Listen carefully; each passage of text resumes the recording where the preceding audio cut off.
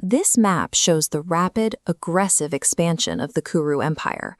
Under the command of King Pandu, Hastinapur was actively consuming surrounding territories and solidifying its absolute geopolitical dominance. Pandu was a martial powerhouse. His personal invincibility on the battlefield was the primary reason for this success, acting as a massive deterrent against any rival kingdom thinking of striking back. But expanding empires require one vital resource to survive: a secure lineage. In a monarchy, the king's survival and his ability to produce an heir is the ultimate geopolitical necessity. By focusing entirely on conquest, Pandu left a massive gap in his statecraft. He had built a machine that relied on his individual pulse. If that heart stopped beating before a successor was named, the momentum of the entire empire would have nowhere to go.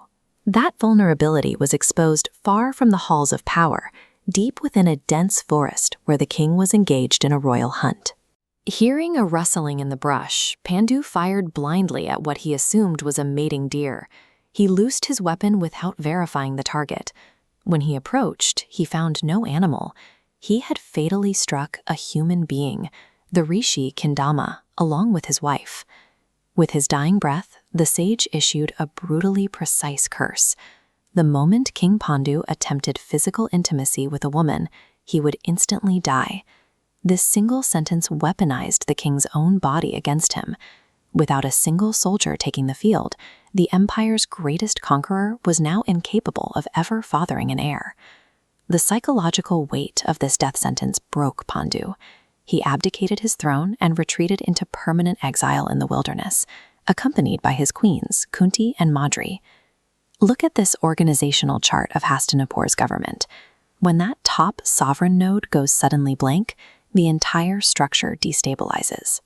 The king's sudden absence left the government completely leaderless, triggering an immediate systemic crisis in the capital. Out in the forest, Pandu faced a harsh dynastic paradox.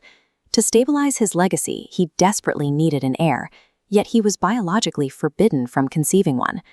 However, Queen Kunti possessed a secret from her youth, a divine mantra. It allowed her to summon the celestial gods, who were bound to grant her a child upon request. They utilized this divine loophole. By invoking specific deities, Kunti and Madri gave birth to 5 demigod sons, the boys who would become known as the Pandavas. While invoking the gods theoretically secured the royal bloodline, the practical reality was very different. The heirs to the empire were now growing up as an isolated faction, completely removed from the actual halls of power. For years, Pandu endured severe psychological erosion. He lived in strict, enforced celibacy, constantly surrounded by his wives, while knowing the lethal consequence of a single touch. That rigid restraint finally collapsed during the sensory overload of spring. Overwhelmed by the blooming forest and his desire, Pandu succumbed to his instincts. The mechanics of the curse activated immediately. The king died the instant he broke the sage's condition. Consumed by absolute guilt for her role in his death, Madri chose to commit sati, joining him on the funeral pyre, and leaving Kunti alone to raise the children. The karmic cascade triggered by that one misfired arrow had finally run its full course. 5 divinely powered children were now entirely vulnerable and orphaned in the wilderness. Back in the sprawling capital of Hastinapur, the political machine had long since moved on. During Pandu's lengthy exile, the remaining royals had fully adapted and entrenched their own power. Then, Queen Kunti emerged from the wilderness.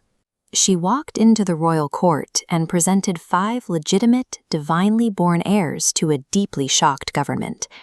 This scale represents the empire's central political conflict. On one side, the 5 returning Pandavas. On the other, the 100 Kauravas who had fiercely claimed the power vacuum. The Kauravas viewed these new arrivals as immediate, illegitimate threats to their inherited authority. From the moment the young Pandavas stepped into their ancestral palace, they faced severe hostility, forced alienation, and quiet, persistent conspiracies aimed at eliminating them. By firing blindly into the brush, King Pandu manufactured an irreversible collision course, guaranteeing the bloodiest succession war in mythic history.